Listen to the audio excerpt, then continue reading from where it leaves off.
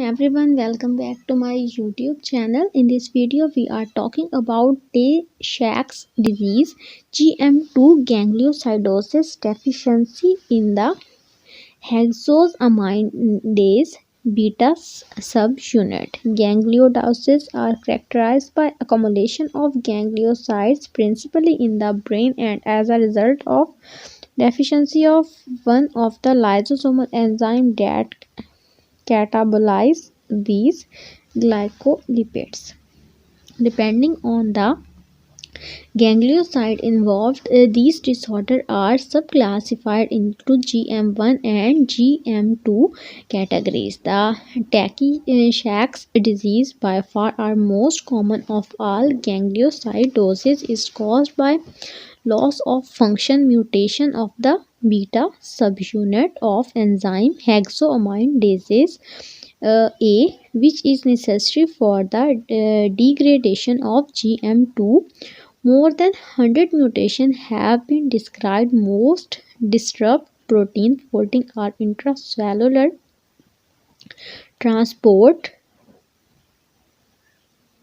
Tay-Sachs disease, similar to the lipid storage diseases, the most common among the Ashkenazi among those who frequency of heterozygous carriers is estimated to be 1 in 30. Heterozygote carriers can be detected by measuring the level of hexoaminidase in the serum or by DNA sequencing. In the absence of hexoaminidase A, GM2 ganglioside accumulate in many tissues, heart, liver, spleen, and nervous system, but the involvement of neurons in the central autonomic nervous system and retina dominates the clinical picture. The accumulation of GM2 occur within the neuron axon, cylinders of the nerves, and glial cells throughout the CNS. Affected cells appear swollen and sometimes foamy. Electron microscopy show the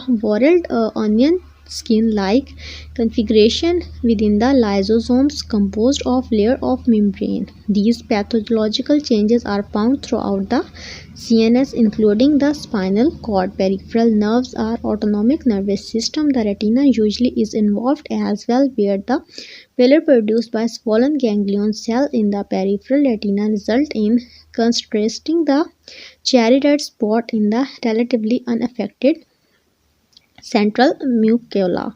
The molecular basis of the neuronal injury is not fully understood because in many cases the mutant protein is misfold. It includes the so-called unfold protein response. If such misfold enzymes are not stabilized by chaperones, they undergo proteasomal degradation, leading to accumulation of toxic substrate and intermediates within neuron. These findings have spurred clinical trials of molecular chaperone therapy for some variants of the later onset Tay-Sachs and the other selected lysosomal storage disease. Such therapy involves the use of synthetic chaperone that can cross the blood-brain barrier, bind to the mutated protein, and enable its proper folding. Sufficient functional enzyme can then be rescued to ameliorate the effect of inborn errors. In the most common acute infantile variant of Tay-Sachs disease, infants appear normal at birth, but motor weakness begins at 3 to 6 months of age, followed by neurological impairment, onset of blindness, and progressively more severe neurological dysfunction. Death occur within 2 to 3 years. सो यहाँ तक अगर किसी का भी कोई भी question हो तो आपने ज़रूर कमेंट सेक्शन में पूछ लेना है ताकि वो साथ के साथ ही क्लियर हो जाए. और इसके बाद यहाँ पर आपने इस टेबल को भी देख लेना है, ये भी इम्पॉर्टेंट है। आज के लिए इतना ही, इजाज़त चाहूँगी। अल्लाह हाफिज़।